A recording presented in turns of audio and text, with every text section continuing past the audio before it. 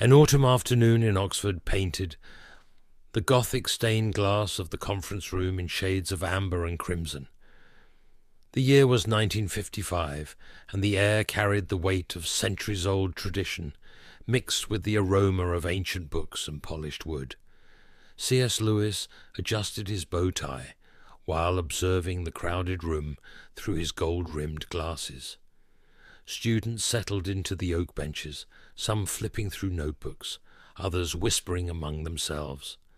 The murmur subsided as he approached the podium. His fingers lightly brushed the pages of his notes, but he knew he wouldn't need them. After years of teaching in Oxford, and now in Cambridge, Lewis had mastered the art of captivating an audience. His gaze swept over the young faces in front of him, some sceptical, others hopeful, all attentive. "Christian faith," Lewis began, his voice filling the amphitheatre, "is not a leap into the dark, but a step towards the light." Before he could continue, a voice cut through the air like a sharp blade. "With all due respect, Professor Lewis." The voice came from a young professor in the middle of the audience, who slowly stood up. Dr. James Harrison, newly arrived in the philosophy department, had piercing eyes and a challenging posture. How can an educated man in the 20th century still advocate for medieval superstitions? The silence that followed was deafening. Students shifted in their seats, some turning their heads back and forth between Lewis and Harrison, like spectators at a tennis match. Harrison remained standing, his hands resting on the table in front of him. His well-tailored suit and impeccable posture reflected the confidence of someone who had built his career challenging established traditions. Around him, other younger professors exchanged glances of approval, while the older ones maintained tense expressions. "Surely," continued Harrison, his voice now carrying a note of polite irony, "you do not expect us to continue perpetuating myths in an age of revolutionary scientific discoveries."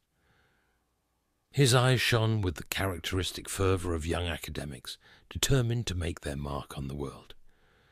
Lewis studied the young professor for a moment, the dark hair combed back, the tense jaw, the eyes shining with intellectual certainty.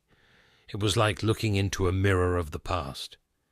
He remembered himself in his days of atheism, when he considered faith not just an error, but an unforgivable weakness. "Dr. Harrison," Lewis replied with a gentle smile, "your question reminds me very much of myself a few years ago." He removed his glasses, methodically cleaning them with a cotton handkerchief. "Perhaps we can explore together why this medieval superstition has convinced some of the greatest intellectuals in history." The memory momentarily transported him to his own youth in Oxford, when he too hurled similar challenges at his professors. He recalled the fervour of his own materialistic conviction, the certainty he felt in dismissing any notion of transcendence. The moment of recognition brought with it a wave of empathy. Lewis realized he was not just facing an intellectual opponent, but engaging with a younger version of himself. This realization colored his voice with a gentleness that even surprised his closest supporters. Harrison wasted no time. "Modern science has explained the origin of the universe, life, consciousness. Darwin has overthrown the need for a creator. Quantum physics has revealed the true workings of the cosmos. Where is your God in this equation?" As he spoke, Harrison gestured precisely, each movement underlining his arguments like a fencer. The audience watched, mesmerized, as he meticulously built his case. "And suffering," continued Harrison, his voice carrying a note of triumph. "How do you explain the existence of evil in a world created by a supposedly good and omnipotent God?" His argument gained momentum as he cited specific examples: the atrocities of the recent war, The findings of paleontology that suggested millions of years of death and suffering before the emergence of humanity, the apparent contradictions between different religious traditions.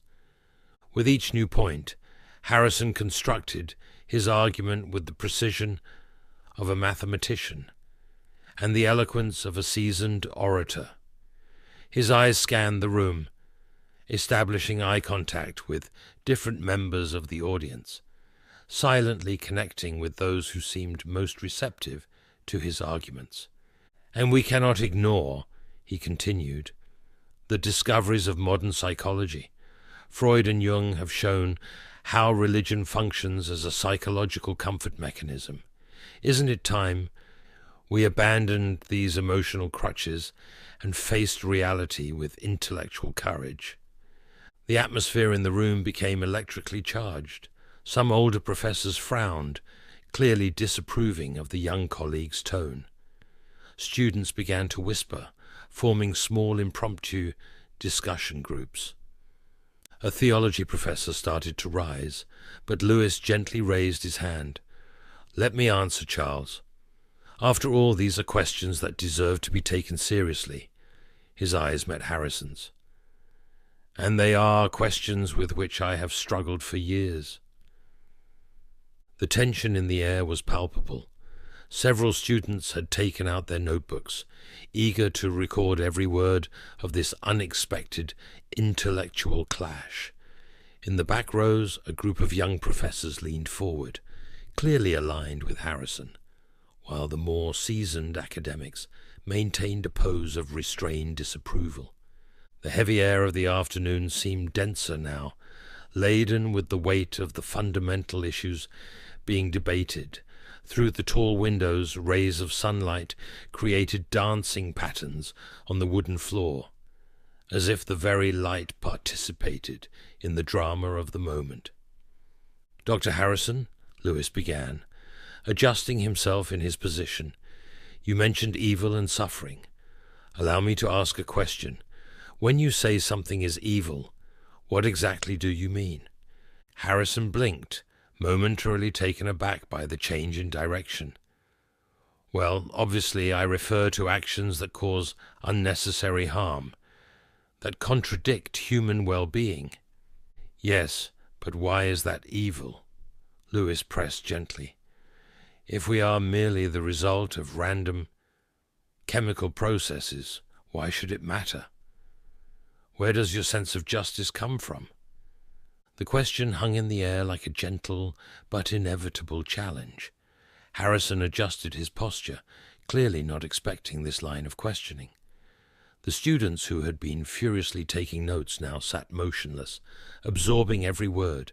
Lewis continued, his voice calm, yet penetrating. "You speak of suffering and evil as if they were objectively wrong. But in a purely materialistic universe, how can there be wrong or right? Wouldn't they just be personal preferences or arbitrary social conventions?" The dynamic of the discussion had shifted.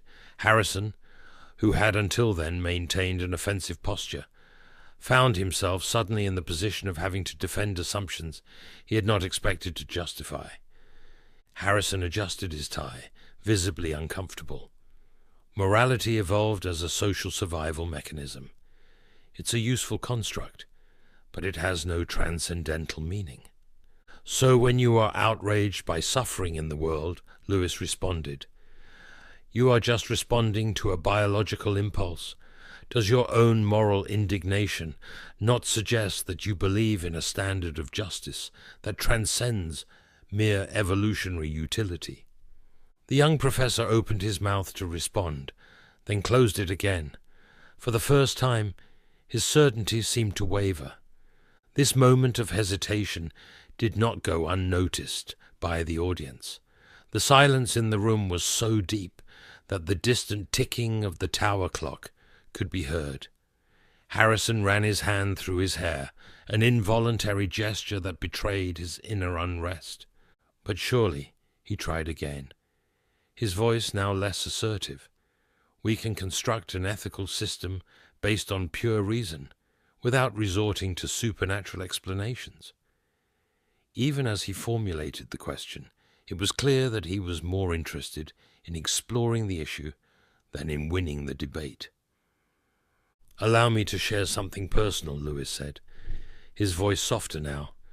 "I too believed that I had completely refuted faith. I was a convinced atheist, proud of my rationality, but I realized something disturbing. My arguments against God depended on a sense of justice and truth that I could not explain without him." The room was in absolute silence. Even the wind seemed to have stopped whispering through the ancient windows. It wasn't just a matter of logic, but of lived experience. How to explain our search for meaning, our thirst for justice, our longing for something beyond the material. Lewis paused, allowing his words to echo through the room. His face revealed a rare vulnerability in an academic of his stature. I discovered that my own atheism was founded on assumptions that only made sense in a moral universe, in a cosmos that was not indifferent to truth and justice. The moment was electric. Some students had tears in their eyes, touched not just by the logic of the argument, but by the emotional honesty with which it was presented. Harrison was completely still, his face a mask of intense concentration. "And I realized," Lewis continued, "that my own quest for truth, my conviction that the universe should make sense, already pointed to something beyond the material. Why, after all, in a purposeless universe, should we expect truth to be accessible to our reason?" Harrison remained silent for a long moment.